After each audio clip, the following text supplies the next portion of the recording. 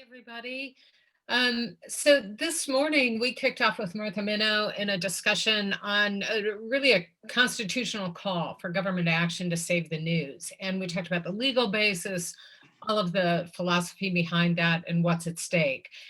Now we're going to get really real in this next half hour.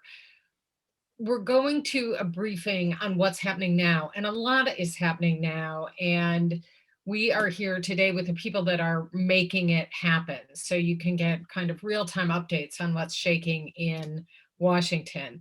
I will turn over here after I run through the introductions to moderator Brant Houston. I think you guys all know Brant. He is the Knight Chair at the University of Illinois. He is a founder of INN, one of the leading investigative journalists in the country. And he is leading this panel today of several people who are making changes very actively. Steve Waldman, you all know from Report for America. He is here as the founder and leader of the Rebuild Local News Coalition. Earlier this morning, several of you posted and said, how is INN involved? How are we involved? INN is a member of this coalition, and as are many other journalism groups. And that's really putting nonprofit newsrooms and small independent local newsrooms on the radar in Washington for the first time. So it's really important work. Nora Benavides of PEN America, another really critically important free speech advocate, raising the issues of the press in Washington and around the country with state governments. Elizabeth Hansen Shapiro joins us from the National Trust for Local News. You heard a little bit about what they're doing in Colorado to save some newspapers. They are trying to find ways to save newspapers by either converting them to nonprofits or other sustainable business forms, and find the funding for that. And there may be some government action that can help with that. And putting all of this US action in a broader global context, we're thrilled to have here today the CEO of the Thomson Reuters Foundation, Antonio Zepula. So with those intros, Brant, the mic is yours. Okay, thanks, Sue. Before I start, I want to thank everyone for participating, and really thank Sue and the staff for what INN has become. This is a pretty amazing day for somebody who was with about 18, 19 other people in 2009. So a total. One thing I did want to say is, in my experience, most journalists, including myself, initially heard government funding and immediately froze up in terms of manipulation, control, propaganda, and all these things. I do want to note that a lot of us have been getting government funding in some way or another over the years. There have been postal subsidies. There's been, of course, support for PBS and NPR, and their government exemptions. The taxpayers are helping us in our 501c3s by exempting us from a lot of taxes. So just in the US, there's been a lot. And there has been government funding overseas, and it's been without interference, but I just wanted to lay that groundwork. This is not totally new. And in fact, in the early part of the 21st century, there were several people saying it's time for a government trust to be set up of billions of dollars that would support news. So it's not a totally fresh topic, but it has gotten very, very serious. So I'm going to start with Steve to give us an overview of various initiatives, to go back over a couple of the issues probably that I just raised that makes everyone feel very tense. Okay, Steve. Thanks, Brant. Yeah, there is a lot going on, which is the first time in really decades that could be said, that there's a lot going on in terms of federal, excuse me, in terms of federal and congressional discussions about helping local news. It is partly why our coalition, the Rebuild Local News Coalition, was formed about 14 months ago, was out of a view that this was both a time of great need because of the crisis in local news, and of some serious opportunity to have creative public policy making. And the coalition itself has about 15 different groups in it, representing 3,000 to 4,000 local newsrooms, especially smaller newsrooms. and community publications. So you can kind of bucket the different types of activity in a few ways. As Brent said, there have always been folks who have been advocating for essentially a sort of turbocharged public broadcasting model, some sort of fund or funds that would give out grants to local news. What's interesting to me about what's happened in the last year is that some other very different ideas have also been put on the table in addition to the sort of PBS model. This may all come to a head pretty quickly because of the infrastructure bill. Senator Maria Cantwell, who is now the chair of the Senate Commerce Committee, has stated that she thinks that local news support should be part of the infrastructure bill, which we certainly support. And a coalition of a dozen or so of these these organizations came out in favor of that idea. Now that's in the abstract, and it could be a number of different approaches. So there are some folks that are advocating for a kind of grant-making approach that would be something like a trust fund that might be similar to PBS.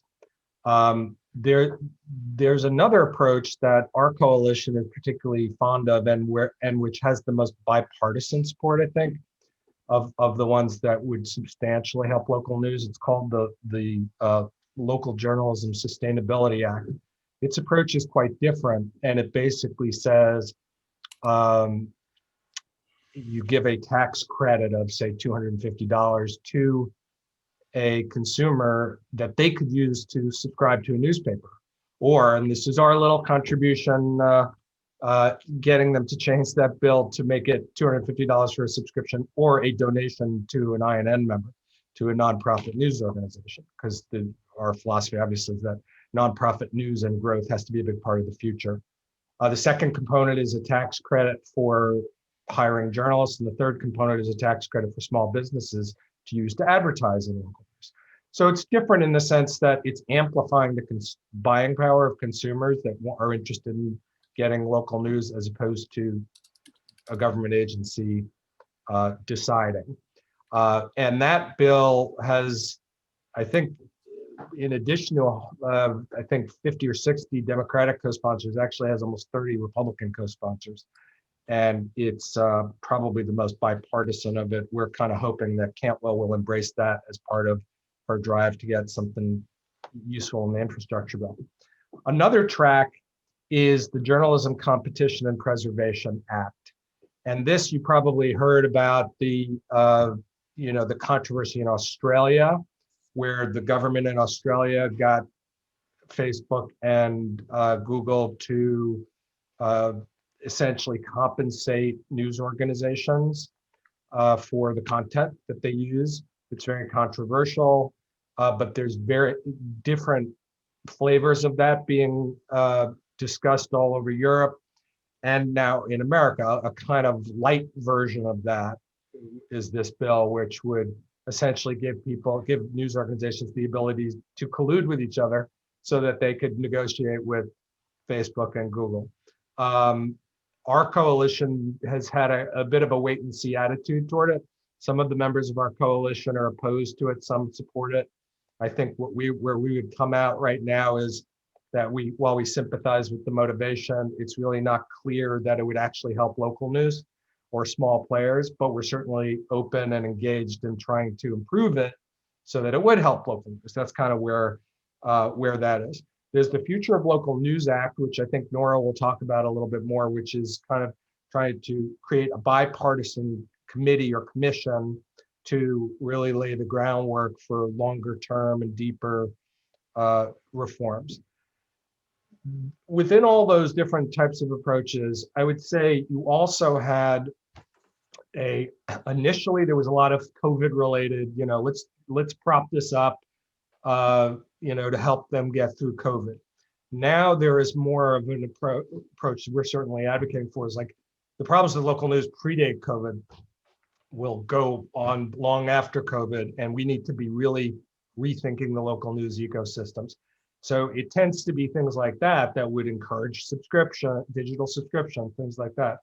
The other part of it is what I think Elizabeth's going to talk about, which is a response to what we've seen with Alden Capital and Tribune Company, and in general, the horrifying fact that half of the daily newspaper circulation in America right now is owned by hedge funds.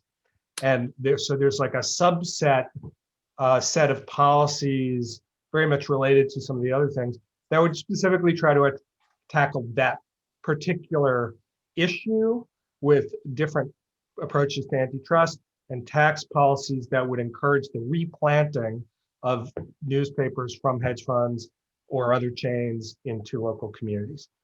So that's the sort of rapid fire, broad landscape. Very hard to tell at this point, which of those things is going to get most traction, but there's a lot more discussion on this than there's been in a long time. So now is the time to really seriously focus on the public policy parts of this. So let's jump towards an international, global look at this with Antonio.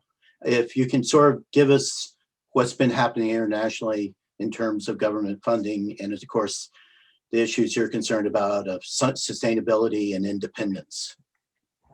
Absolutely, Grant. I think the link between sustainability and independence here is really key, and I couldn't stress it anymore, because beyond business models, beyond subsidies, when the economic sustainability of media is in jeopardy, of course, the editorial independence is a risk. And here, I think it's important to really remind ourselves of what's been happening, for example, in Eastern Europe, where independent news outlets are very vulnerable to state control by autocratic regimes, but also really what's happening in large parts of Africa, where news outlets are the targets of investors or individuals who might be aligned to foreign governments interested in controlling their output, for example. So the challenge goes, for me, really beyond sustainability per se. It's very much an existential struggle for independence. And what we've seen, of course, is how the pandemic has accelerated the erosion of media sustainability and obviously press freedom globally.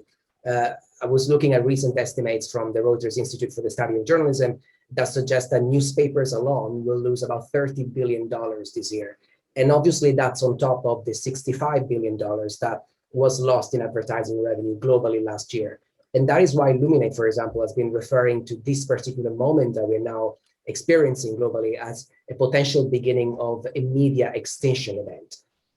You obviously were referring earlier to government response, and we've seen government responding in very different ways. Stephen was mentioning Australia, of course, which is really paving the way.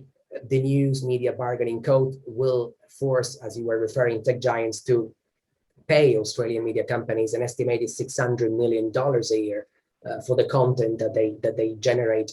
And the legislation has really created the role of an independent arbiter, which is really interesting. And it's perhaps the part that is less spoken of about this legislation. This arbiter will be stepping in if they cannot reach an agreement on payments among themselves, which I think is a really interesting part to stress and consider. And the EU looks very likely to follow Australia's move. Legislators here have proposed a EU Digital Services and Digital Markets Act, which is very much still in the works. But we know that there are clear signs here in Europe that things are progressing in this direction. Because back in 2019, the Council of Europe called on its 47 member states to ensure the financial sustainability of quality journalism, taking really into account that quality journalism is a public good. And they actually name it this way in their statement. And they openly encourage member states to put in place measures that include a beneficial tax regime, financial support schemes, the possibility of media outlets to operate as non-profit, which for Europe, obviously, at a bigger scale could be pretty much revolutionary, and receive donations from philanthropy. And here in the UK, in December last year, somebody was referring to this in the chat, the UK's Digital Markets Task Force, which, by the way, includes the broadcast regulator here in the UK, Ofcom, but also the Competition and Markets Authority, clearly recommended the creation of a new digital watchdog, the Digital Markets Unit, and recommended that this authority would be given the power to fine tech giants up to 10% of global turnover. And this same task force also recommended that Facebook and Google should be forced to pay for the news content that they display. And around the same time, here in the UK, the House of Lords Communications and Digital Committee is also recommending lawmakers to introduce legislation very similar to Australia. So this is actually moving in the same direction. In France, we know that in 2019, France was the first among the EU nations to implement new European copyright directive that required Google and Facebook to pay news publishers to display their content. But as we know, that's gone nowhere. This has been rebuffed and refused legally in the courts, and they have refused to pay until now. So the dispute is very much ongoing. But we know very well what happened in Spain. Spain was the first country to introduce a Google tax back in 2014, under which the tech giants would be forced to pay for content. But what happened there is that Google just opted to shut down Google News in Spain altogether, and it hasn't really returned until then. Of course, government interventions is welcome when it does not come with strings attached, as you were mentioning earlier. But I think this cannot be the only solution. The sustainability of media outlets can only come really from a significant adaptation of business models. And here, I think philanthropy, for example, can play a really interesting role, at least in providing seed funding that can help news outlets to make this transition and this transformation in the long term. And seed funding, for example, might be coming in from the International Fund for Public Media Interest, which is an ambitious project, as you know, that aims to secure about $100 million by 2022 to boost financial support for media in low and middle income countries. And the idea is that this seed funding can really will support the acceleration of change in business models. And a good example for me, it actually comes from the Philippines, and is Maria Resa's Rappler. Because Rappler really identifies itself as a tech startup.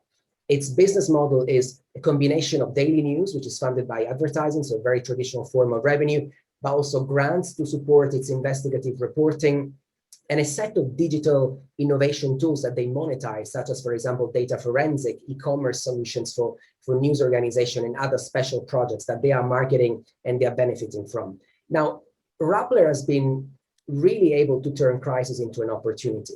If you think about it, in 2019, which was a year that began with the arrest twice, actually, of its CEO and executive director, Maria Ressa, Rappler saw a spike in online traffic, in revenue, and in global reach, because it was able to fundraise on the back of these attacks from readers all across the world and really gain organic reach. Organic reach in 2019 for Rappler was the biggest traffic driver, 54%. Completely dislodging social, which for an 8-year-old digital-only brand, it's pretty impressive. Rappler also introduced new content channels, podcasts, newsletters, catering to very specific audiences, and introduced a membership program, which in 2019 counted 1,000 members. Now, this program offers chats with the CEO, with editors, a deep dive into current affairs issues, a front row seat at Rappler events, and additionally, smart investment in digital analytics has really allowed the company to better understand audience behaviors, and so to optimize ads on the site to increase total revenue by 45%. But there are other interesting business models that are emerging. For example, we are working with the Foro de Periodismo Argentino, which is proposing the creation of a transparency rate tax to support local media. I find that absolutely fascinating. The intent here is for private companies that are awarded public contracts to allocate 0.5% of the funds paid by the state to finance local news reporting, which is linked to the many aspects of the public contract that they just won. So to scrutinize its transparency and its public utility. So there are alternative business models that are emerging, that are coming up. And I think we should not lose perspective that any source of funding, whether coming from governments, whether coming from philanthropy, if we really want to ensure the long-term sustainability and preserve the independence of the industry, this financial support must be used to innovate existing business models. Yeah, thank you. I want to go ahead and get to Elizabeth right away. Elizabeth, already I can see things are happening in the chat. I think maybe one point you could address initially is how important is government funding for local sustainability, local news sustainability at this moment? Yeah, sure. And thank you all for having me here. So yeah, I think absolutely, smart government subsidies are crucial at this moment for local news sustainability. At the National Trust for Local News, we're working with communities to keep their local news in local hands. And so there's a number of ways that we're seeing kind of on the ground that different forms of government support could help. So, the first is support for creating good jobs in the news business. And this is where I think what Steve mentioned about the payroll tax is so critical.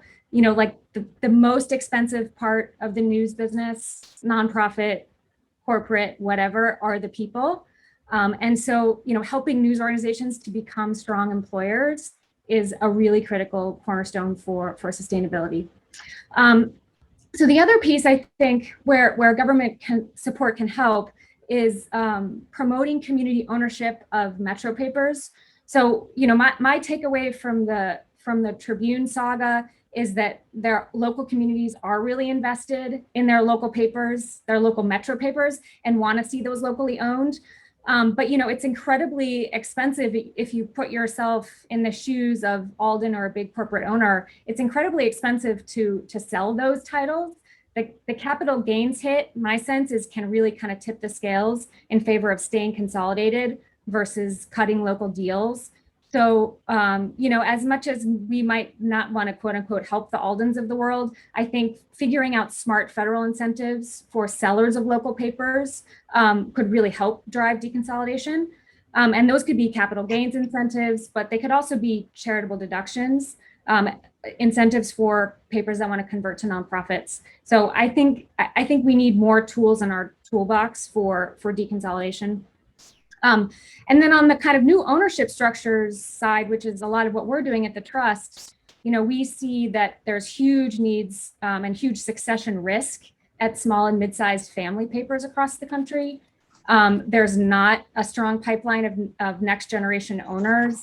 And most importantly, like, banks don't lend to these small businesses. They're seen as risky. Many of them, don't have their buildings anymore. They don't have the assets.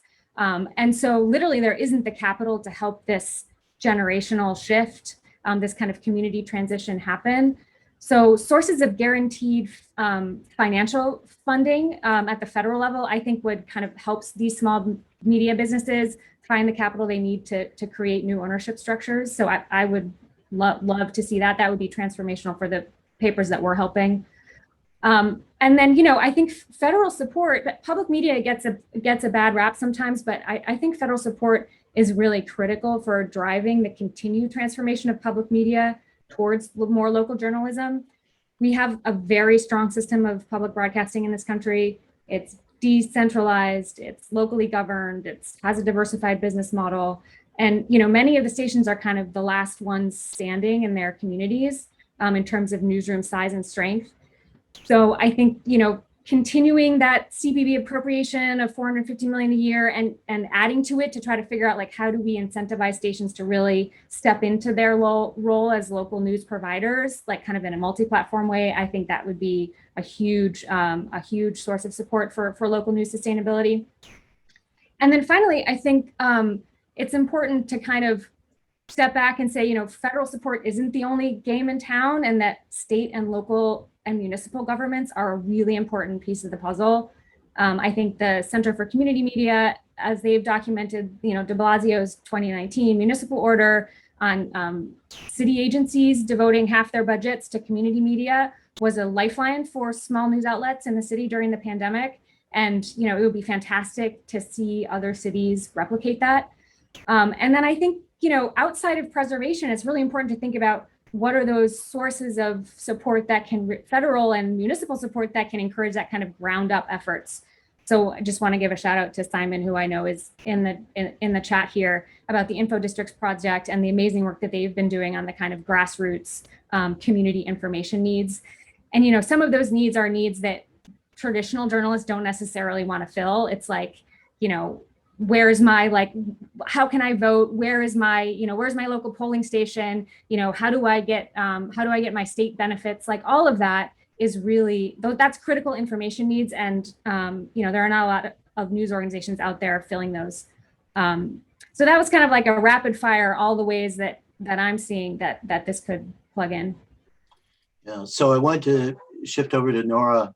And one of the things that comes around, especially for nonprofits, is how do you encourage this without ending up in conflicts? How can you be involved in initiatives when, of course, nonprofits really don't have editorials and vote really support candidates and things like that? What are the avenues to be part of this conversation if you're a nonprofit newsroom? Thanks, Brant. Well, it's great to be here with all of you. And at the risk of, saying everyone's discussed everything, I feel like being the final speaker here, all the hard work has been done. So it's just wonderful to be with all these experts. But I'm happy to, in thinking about the question that Brant has asked, I was thinking about it over the last several days. I actually think it's important to take a step back, because there is a pretty big disconnect between how I think newsrooms, how media experts, others in the industry are aware of the problem and how our readers are not. And I just, maybe at the risk of sounding, everyone here is nodding, I just sort of think it's good to ground us in what that looks like. And so I'm going to just say two stats. I'm not going to go, history crazy, not going to give you a treatise, but the Pew Research Center in 2019 noted that only 14% of Americans claimed they had paid or given money to any local news source in the last year. And then I think the more important statistic is that almost 3/4 of the general public in 2019, it was 71%, remained unaware of the dire economic situation confronting local news organizations. And the reason I picked those stats out of everything, I given Antonio being here, I wanted to talk about comparisons in public funding. I think there's like the most basic thing that nonprofit newsrooms can do in providing coverage about the local news crisis so that readers become aware of their need to be doing advocacy. There is absolutely room for nonprofit newsrooms to do their own advocacy and their own coverage about these issues, but making clear the connection between local news and democracy, and the way when we have healthier, more resilient, better funded local newsrooms, irrespective of how we get that funding, once we have that, people are more likely to vote, government corruption goes down, corporate malfeasance goes down, honestly, things that Steve Waldman has been talking about for years. And we get to have him here. There are so many ways that everyday people and the readers that we are working with are not aware of those problems. And so we're starting in this room, and I'm so pleased to see how many of us there are. We're starting from the point of what can we do to activate? How do newsroom leaders get on board? How do they do that? Well, one of the ways is to make very clear to readers the crisis that's happening, because readers then can be people that are activating and calling their electeds. And I think that's the first place. I think then there's this other thing that nonprofit, and I hope all newsrooms can do, which is begin to understand that public funding will not be a panacea, but it is one of many solutions that we need to consider. And so at PEN America, part of what we've done is tried to think, how do we frame the kind of philanthropic movement? How do we also consider innovation that's happening, which is really promising, as some of the various tools, almost to use Elizabeth's language, of the toolbox that we have? And I think that every single proposal Steve framed for us is an incredibly apt way of thinking of all of these are options where elected officials at both the state and federal level are nowhere near where all of you are for attending this. We have so much work to do to build urgency with senators, members of Congress, and state officials. And so there's, again, at the risk of sounding reductive or too basic in where we're starting, we have a lot of ground to cover with people that are not steeped in these issues every day. I think then there are some other just like legal questions around what are the requirements and what are the boundaries in which nonprofit newsrooms can really be activating and engaging in any kind of advocacy themselves. And of course, as a lawyer, I want to give you all the details so that you are compliant. But there's a lot of latitude to be able, as a nonprofit newsroom, to be doing advocacy around specific policy measures. And whether that is testifying in support of any of these policies, if it is trying to seek out readers who provide anecdotes of their support, there's a lot of room. But for the sake of time, I'll kind of pause there. So Brant, I hope we have enough time for everyone to actually begin discussing more. Yeah. So Sue, I'm trying to watch things. Do we have any particular questions? I can see we've had a lot of comments. Yeah, why don't we, John, Simon Galprin is in the chat, and we'd love to hear a little bit about what's happening in New Jersey. We haven't talked too much on this panel about what's happening in the local level, but things are in New Jersey. Simon, are you able to Yes. unmute and just give us a quick take on that? Yeah, thanks. Yeah. Can you hear me? Yes, thank you. I apologize for not being on video. It's not video day, as we all know. We can't all look as soon as I love your glasses. You came on, I was like, you look stellar. So yeah, New Jersey, the Civic Information Consortium in New Jersey, which was started as a local news movement led by Free Press Action Fund, to create a state-funded nonprofit to fund local news and information across the state. It received $500,000 from the state of New Jersey last year, or about 2 years ago, and just made its first set of inaugural grants. The Community Info Co-op, the organization I run, was recipient of one of those grants for our public service journalism lab in Bloomfield, New Jersey, where we're building a model for local news called an info district, a special improvement district to fund local news. So one of those municipal models. But what's happening at the state level in New Jersey is really, really exciting because it's a new state fund that I think that something like this does. My understanding is that something like this hasn't ever existed. And it's bringing together a coalition of universities, technologists, journalists, community leaders, and really thinking about how do we invest in a future for community information that doesn't necessarily rely on legacy newsrooms, which New Jersey has fewer and fewer of. So most of the funds, most of the inaugural grants went to citizen journalism projects, some Facebook groups, like really like grassroots kind of people trying to solve for information needs in their community. So it's really, really exciting, and I encourage folks to follow it. It's good. I wanted to mention in Illinois, the legislatures actually noticed that their hometown papers are disappearing. And so they've created a task force to work with journalists to try to figure out if there's a way to support this. So I'm assuming they'll be calling New Jersey to try to figure out some various models on this. I would say also, I cite the same Pew Center reports all the time. And I'm really hoping they might do another one this year, because I think there was an epiphany during COVID-19 that, some actions showed, the de Blasio and so forth. But I actually am in a growing news desert myself, where I am in central Illinois, and I now have my neighbors wondering what's happened to the paper. And I point out that they used to have 40 reporters and now they have 5 or less. So I think we may be catching a new wave on what happened to my news. So do we have another one, Sue? Let's go back to Nora. I was going to jump in about the Civic Info Consortium because, I've spoken with members of Congress and others sort of in Washington. And one of the biggest questions, or one of the biggest misconceptions we have to help undo, is that public funding is going to create an avenue for state media and like propaganda. And so I often try to just make clear how relatively badly we are doing in the United States, and that our public media funding ranks lowest among, I think it's 18 high income democracies.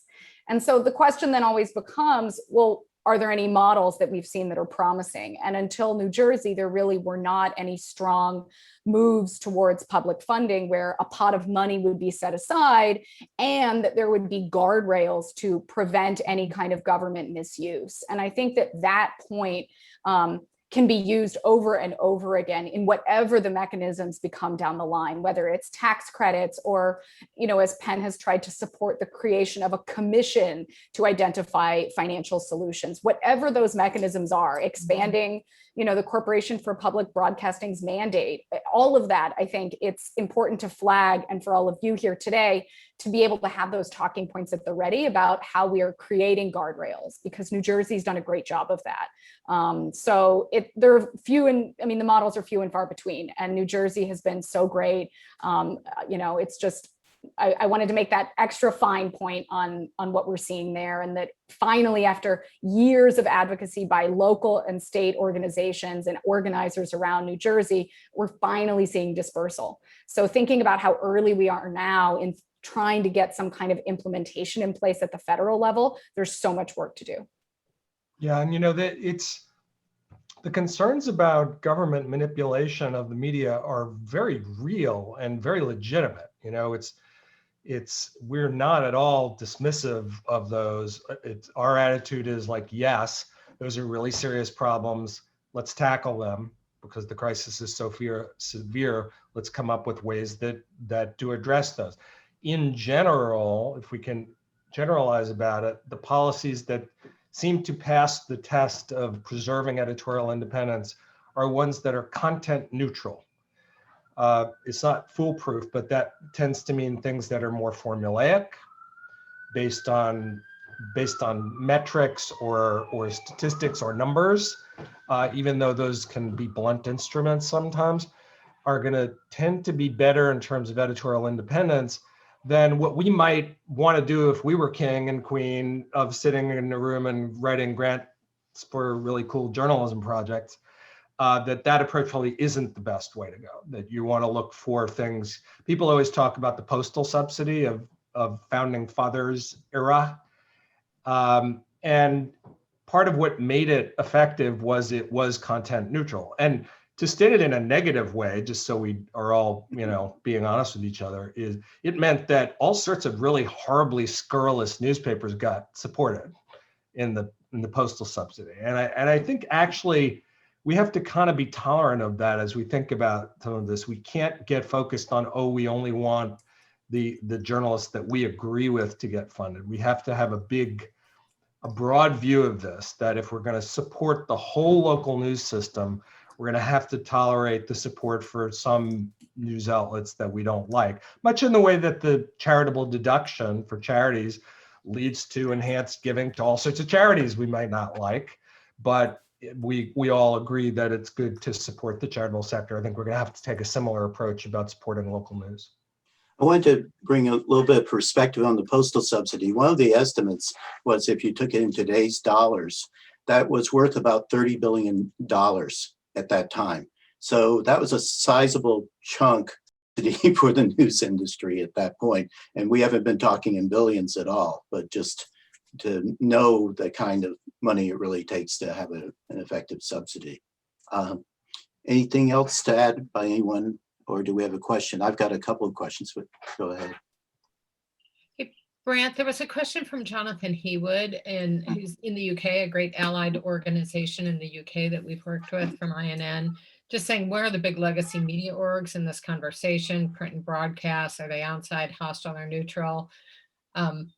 Steve may be able to answer that. I'll just say they're going I think, money. I think Steve has a deep familiarity with some of these particular issues. So, yeah, Steve. And then, by the way, I want to go back to Antonio about, the things to keep an eye on, to worry about, since I have lots of friends in Eastern Europe and where there haven't been a lot of guardrails. So first, Steve.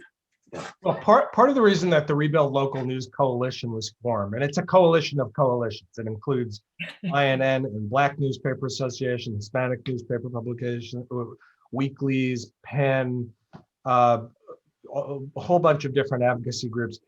Part of the reason we created it was to represent small media, was the fear that the traditional approach to public policy making around journalism would be dominated by National Association of Broadcasters and the newspaper chains, which are now half owned by hedge funds. By the way, we oftentimes agree with them.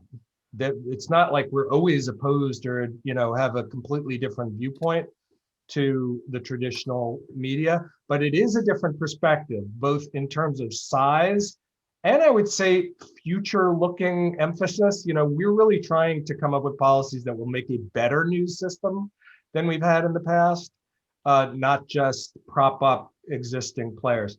So to be real specific, the big thing that the newspaper chains have emphasized is the policies forcing the platforms to compensate uh, journalism and journalists. And, it's, as I said before, there's some really interesting and positive aspects to that, but at least as it's currently written, would probably benefit the bigger players. The smaller players have tended to lean more towards things like the Local Journalism Sustainability Act, which is very bottom up and could very much directly help small weekly papers and nonprofit news sites and things like that. So I think it's possible that these different forces will converge. I kind of hope so, because they're not really incompatible. They're just emphasizing different things right now. Antonio, back to the guardrails and warning signs. I think we've had some passing knowledge of autocracy in the US, but when you're in those kinds of governments, what kinds of things have you seen that are worrisome once government funding starts showing up? I quickly mentioned two regions which are really interesting for us. First of all, I think I should frame the work that we do at the Tom Reuters Foundation, especially when it comes to media freedom and media development, is really anchored around media development as tools to sustain the profession and scale the profession also from a lens of sustainability. We do a lot of work in Moldova, for example, TV8. We really propped up a news organization that was completely risking of going bankrupt and is now, I would say, the last bastion of media freedom in the country. But also we do a lot of legal work. So we noticed how the law is being increasingly weaponized to silence journalists. And obviously, again, going back to Maria being the perfect example, but how many other Marias out there that unfortunately don't have a Mal Clooney supporting her pro bono and paying the legal fees. So there's a lot of journalists, especially in smaller, as news organizations where there is no in-house legal counsel, which are a constant risk of being arrested or being harassed. So in terms of regions, I think the worry for me is definitely Eastern Europe, but also Africa, given the strong Chinese influence in terms of influence. We're seeing the Chinese products such as Xinhua Agency, which is now being produced in a plethora of languages, undercutting authoritative news agencies such as Reuters or AFP or other agencies, and providing content which then literally gets cut and paste on local news. So that's a threat in terms of obviously sustainability, but also of independence and ownership models, which obviously are, especially in countries like Africa, increasingly at risk of being manipulated by strong interest, in this case, for example, Chinese interest. So I would say in terms of region, Eastern Europe and Africa, in terms of challenges, I would say definitely sustainability / independence and the role of the law in really acting as a gagging tool for media freedom. Thanks. Elizabeth, anything to add? Taking it back to the hyperlocal and local.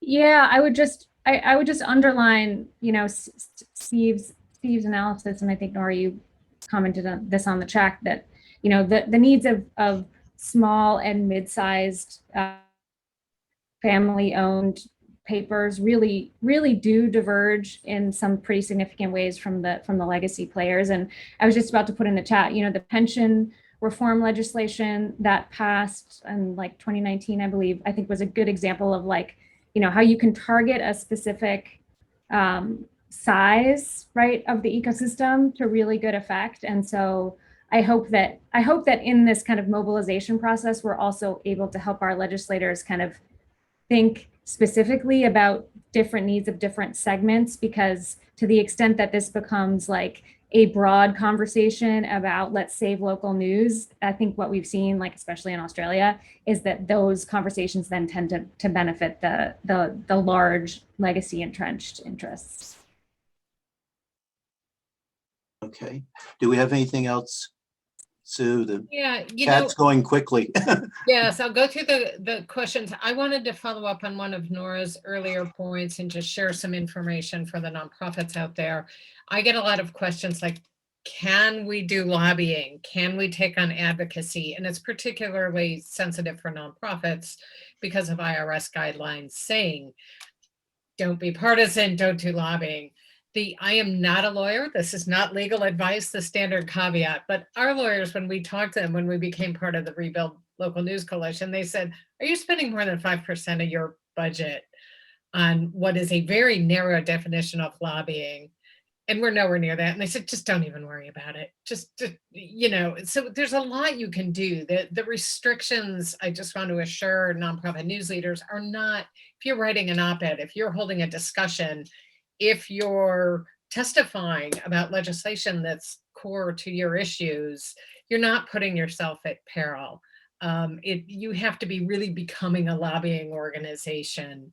And Rebuild Local News Coalition might at some point take on that complexion, but even it doesn't need to now. So I just wanted to add on to that because I get a lot of worried questions about that. We've been all sitting back, hands off, saying, no, we're the journalists, we don't get involved, and we must get involved.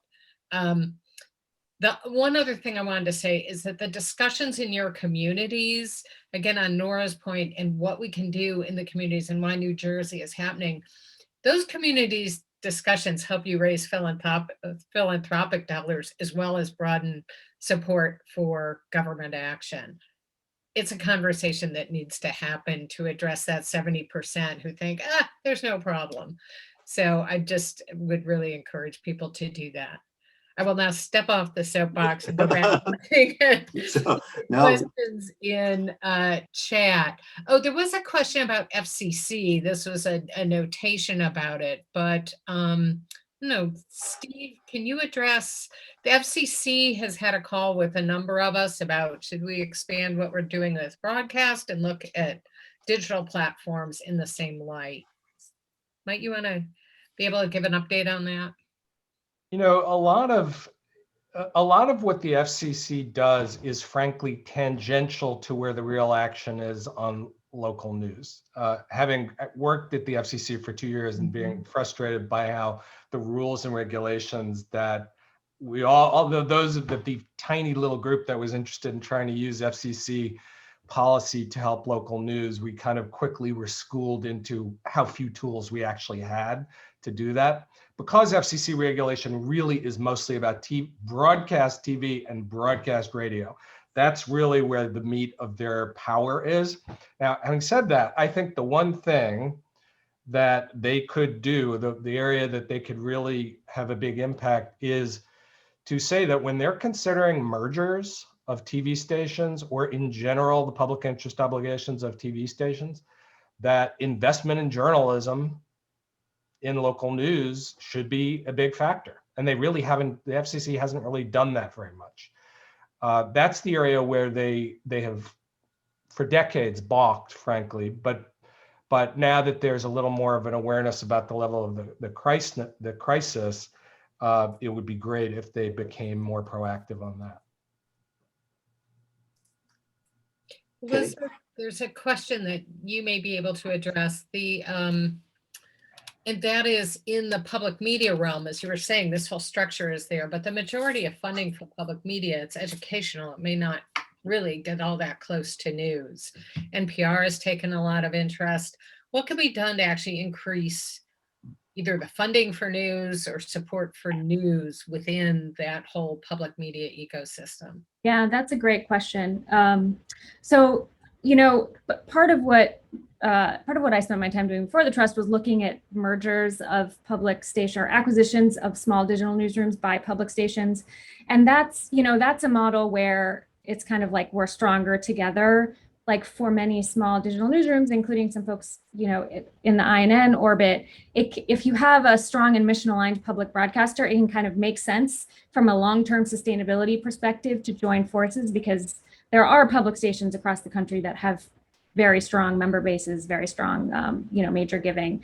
And so, you know, I think that that model of kind of connecting digital and like print forms of local news to strong stations or strong statewide public media networks is one way to kind of expand organically into local news. And I think there could be interesting ways at the kind of CPB level in terms of expanding community service grants or other kinds of like direct support for those kinds of models. And then, you know, I think the power of a kind of acquisition or collaboration route to expanding public media news is that you're letting the public radio or public television newsroom do its thing while also bringing new folks to the table who have developed audiences, who kind of know their stuff in their medium, and it's really expanding the tent of public media. And I would love to see more action on that front. Yeah, we need to wrap up. I wanted to leave with a couple of thoughts. One is, I think it would help us to stop saying the word newspaper, since none of my students read any newspapers whatsoever. I think newsrooms is a good thing to really think about. And if we're thinking about government funding, there's one thing we didn't have time to touch on, which is a number of public broadcast stations are owned by state universities. So perhaps another panel, another time on what impact that can or can't have in this concoction of new news that we're trying to put together.